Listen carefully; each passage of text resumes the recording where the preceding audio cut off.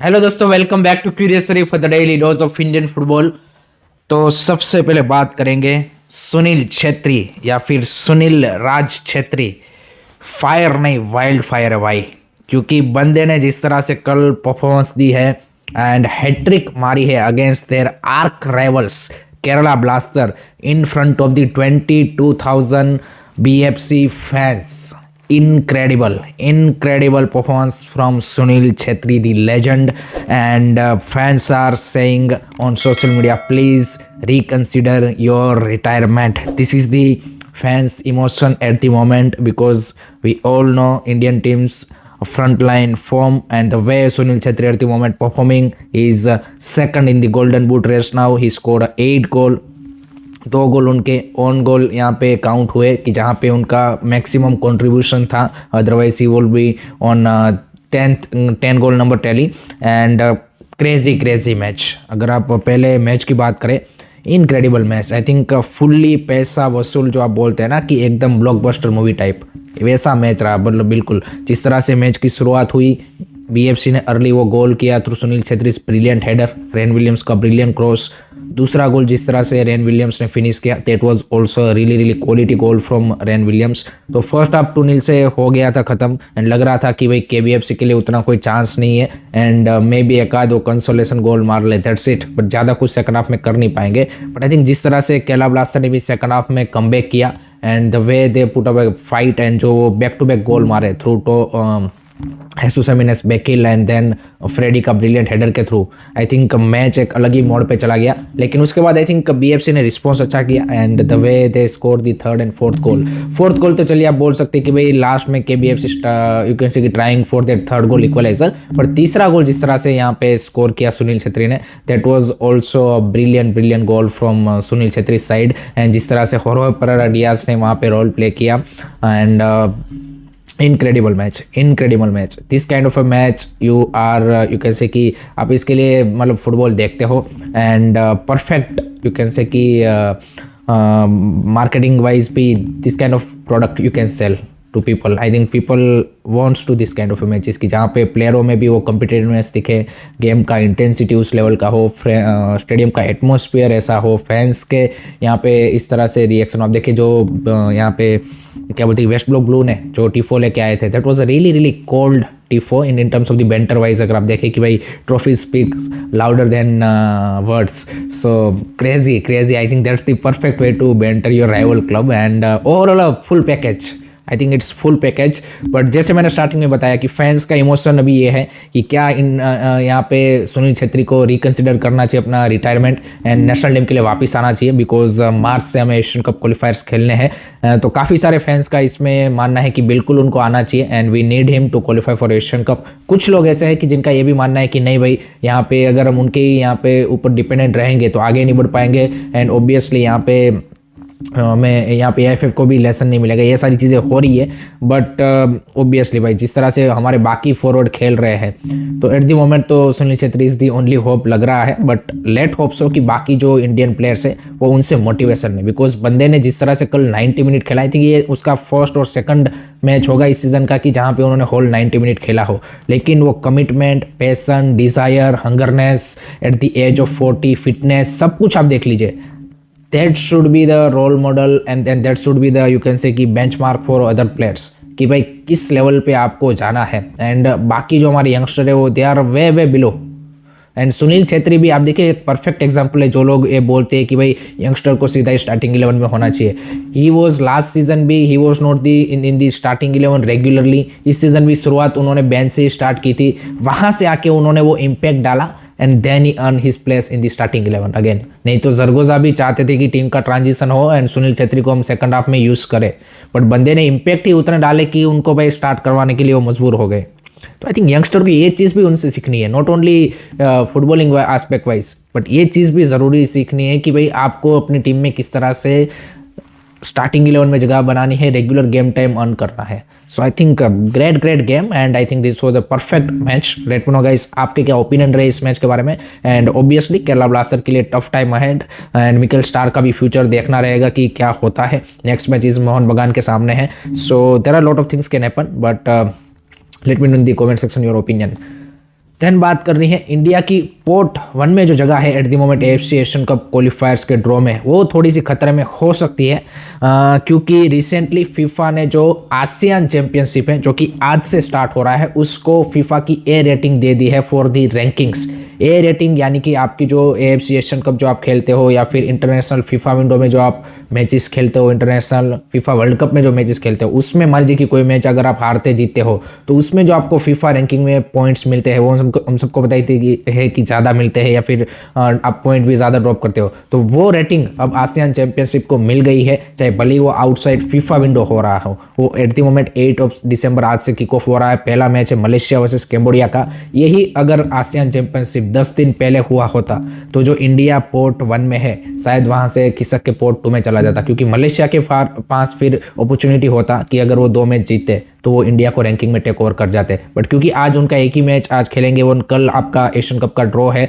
सो अब यहाँ पे मलेशिया के पास अगर आज का मैच वो कैम्बोडिया को हरा भी देते हैं फिर भी चांस नहीं है कि वो 15 पॉइंट का जो डिफरेंस है वो उसको पार कर पाएंगे। But I think that's a great achievement for ASEAN championship. I think साफ के जो हमारे बंदे हैं उनको सीखना चाहिए कि किस तरह से भाई आपके रीजनल टूर्नामेंट को आप उस क्वालिटी का, उस स्टैंडर्ड का बना सकते हैं कि भाई उसको आप फीफा की A रेटिंग दिलवा पाए। बट साफ में जो बंदे बैठे हैं, चाहे वो इंडिया से जो भी रिप्रेजेंट कर रहा है, आपको पता ही है, बस ज्ञानबाजी चलती है, काम कुछ करना नहीं है, किसी को पोजीशन सबको चाहिए कि भाई मैं साफ का मेंबर हूँ, मैं AFC का मेंबर हूँ, मैं AFF का मेंबर हूँ, but no one wants to do the right work. So that's why staff is region struggling and I think it's a great for ASEAN, but India की port 1 eight the moment तो safe है because of this.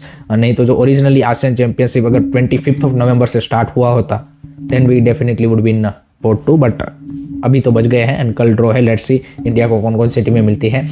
आपके क्या opinion है वो भी comment section में बता दीजिएगा। नेक्स्ट उसके बाद बात करनी है, कल खेलेंगे एक और मैच के बारे में हम भूल गए, वो थी between Chennai FC and East Bengal. वो भी भाई काफ़ी इंटरेस्टिंग मैच रहा, क्राउड भी वहाँ पे भी अच्छा खासा था, 8000 के around. And East Bengal get a back to back win. Last match they beaten North East United and now they beat Chennai FC with 2-0 at their home. So I think great victory for East Bengal and I think PV Vishnu का जिस तरह से वो goal आया that was a brilliant गोल।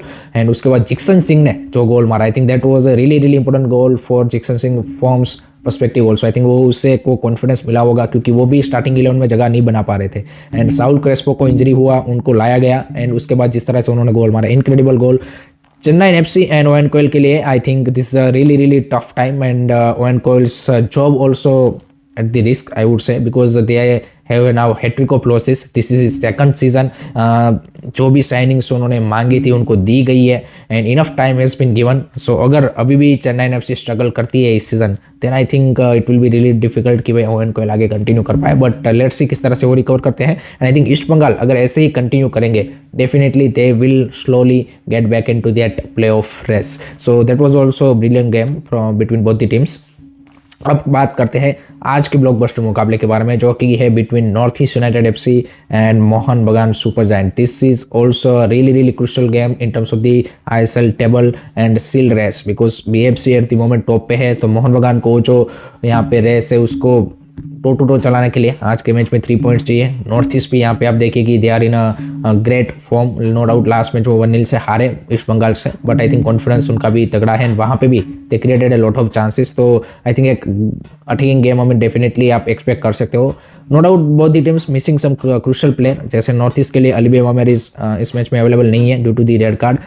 दूसरी side Mohun Bagan की बात करें तो उनके बैकलाइन के 2 crucial player Subhasish Bose and Alberto Rodrigues available नहीं है। सो लेट्स सी क्या बैकलाइन होती है। यहाँ पे टॉम एलरेड उसका भी थोड़ा सा डाउटफुल है but I think most probably he will start. तो टॉम एलरेड, आशीष राय, उसके साथ दीपक टांगरी को पीछे डाल सकते हैं, दीपेंदु विश्वास या फिर किसी यंगस्टर को मौका देते हैं, वो देखना इंटरेस्टिंग होगा। एंड लास्ट मैच भी जो इस सीजन का हुआ था यहाँ पे उसमें भी एक वो कॉन्ट्रोवर्शियल सुभाशिष बोस का गोल दिया गया था कि जिसके चलते मोहन बगान ने वो मैच जीता था, अदरवाइज वो मैच ड्रॉ होता। सो आई थिंक वो भी एक कहीं ना कहीं एक दोनों टीमों के बीच में इस सीजन में एक फर्स्ट जो लेग खेला गया था उसमें काफ़ी तगड़ी फाइट दोनों टीमों के बीच में देखने को मिली थी। So I am predicting this match might end up in 2-2 draw. Let me know guys आपका क्या प्रेडिक्शन है कमेंट सेक्शन में ज़रूर बताइए। नेक्स्ट उसके बाद बात करनी है जो नवी मुंबई के खारघर में जो स्टेडियम है वो फाइनली अब रेडी हो चुका है। उसके जो स्टैंड्स एंड वो सारी चीज़ें हैं वो रेडी हो चुकी है। आई थिंक कैपेसिटी वाइज में भी 5000 के अराउंड बताया जा रहा है कि ये 5000 कैपेसिटी का जो स्टेडियम है वो कंप्लीट हो चुका है। And I think this kind of a stadium we need a more. जो पीपल यहाँ पे हमारे यहाँ पे डिमांड करते हैं कि फुटबॉल स्पेसिफिक स्टेडियम एंड बड़े स्टेडियम, उससे ज़्यादा ऐसे स्टेडियम चाहिए कि जहाँ पे 5, 10, 15,000 कैपेसिटी, क्योंकि यही कैपेसिटी की जिसको आप फिलअप भी कर सकते हो एंड ये कॉस्ट वाइज भी क्लबों के लिए भी काफ़ी इफेक्टिव हो सकता है। नो डाउट ये तो महाराष्ट्र की गवर्नमेंट एंड उन सब की हेल्प से बना है, बट आई थिंक इस तरह के स्टेडियम ISL क्लब को भी सोचना चाहिए कि ऐसे अगर मान लीजिए 5,000 कैपेसिटी का है, इतना ही अगर 15,000 कैपेसिटी का बनाते हैं फुटबॉल स्पेसिफिक स्टेडियम, जैसे बाकी कंट्रीज में जो क्लब्स कर रहे हैं, छोटे छोटे clubs with the lower budget compare to ISL club, तो वो ऐसे ही स्टेडियम बना रहे हैं। And I think this is a perfect example. आप देखिए देखने में भी बढ़िया लगता है, फैंस के लिए भी परफेक्ट एक्सपीरियंस मिलेगा एंड सब कुछ चीज़ आपके लिए बढ़िया हो सकती है। But ISL clubs lacking that vision और they don't want to put money in that direction and only want to spend on the first team players. So ये भी एक रियलिटी है। पिछले 10 साल में तो मोस्ट ऑफ द क्लब ने वही किया है कि सारा पैसा यहाँ पे फर्स्ट टीम में ही यहाँ पे उन्होंने वेस्ट किया है I would say, and market को इन्फ्लेट कर दिया है, जबकि आपकी क्लब फैसिलिटीज़ डेवलप करने के लिए और एज अ क्लब डेवलप करने के लिए उन्होंने कम फोकस किया है। एंड इसी का नतीजा है कि club are lacking lot of money. I think club के जो ओनर्स है उनको उनके जो बंदे रन कर रहे हैं फुटबॉल ऑपरेशन, उनसे पूछना चाहिए कि भाई आप किस तरह से रन कर रहे हो कि आपने 10 साल में कोई हमारे लिए ऐसे एसेट्स ही नहीं बनाए कि सिवाय कि एट द मोमेंट क्लब्स के पास एसेट्स के नाम पे सिर्फ है प्लेयर्स, एंड वो भी ऐसे प्लेयर की जो इन्फ्लेटेड वैल्यू पे है। So I think this are the things जो कि देखनी चाहिए। देन बात करनी है Kalyan Chaubey, the great president of All India Football Federation. Again उनका एक जोक सामने आया है। रिसेंटली उन्होंने इंटरव्यू दिया था यहाँ पे बंगाल मीडिया में, तो भाई रिपोर्टर ने पूछा उनसे कि भाई इंडिया की रैंकिंग क्यों नीचे जा रही है, तो उन्होंने बोला कि जब India under-17 world cup qualify करने लगेगा तब हमारी रैंकिंग ऊपर जाएगी। तो बंदे ने सामने काउंटर क्वेश्चन पूछा कि India under-17 world cup qualify करे उसके लिए क्या कर रहे हैं, तो उन्होंने बोला कि हमारी senior team lot of matches खेल रही है। This is the answer given by our president, and इनसे आप होप कर रहे हो कि इंडियन फुटबॉल का डेवलपमेंट करेंगे। So that is the current state. ऐसे लोग यहाँ पे eight the moment Indian football को रन कर रहे हैं, जिनके पास ना तो कोई यहाँ पे विजन है, ना तो को वो लीडरशिप क्वालिटी है। So this is the reason for India's downfall in the you can say कि ranking and everywhere. So that's the reality. Last में बात कर लेते हैं आई लीग के बारे में। तो आई लीग में भाई कल 2 धमाकेदार मैच हुए। NSC बेंगलुरु ने अपना पहला इस सीजन का विन हासिल कर लिया है, वो भी अगेंस्ट इनफॉर्म डेम्पो SC 3-1 से उनको हरा दिया। So that's a great victory for SC Bengaluru. दूसरी साइड यहाँ पे चर्चिल ब्रदर ने भाई अवे में जाके गोकुलम केरला को 1-0 से हरा दिया। So that's a great result for Churchill Brother and they move to the 3rd position now in the table. यहाँ पे गोकुलम केरला का जो फॉर्म है वो डाउन चल रहा है एट द मोमेंट। आप देखिए लास्ट मैच में उन्होंने आइजोल के सामने होम पे ड्रॉ किया एंड अभी ये मैच हार गए। तो I think not great start for Gokulam Kerala, but Churchill Brother is doing great.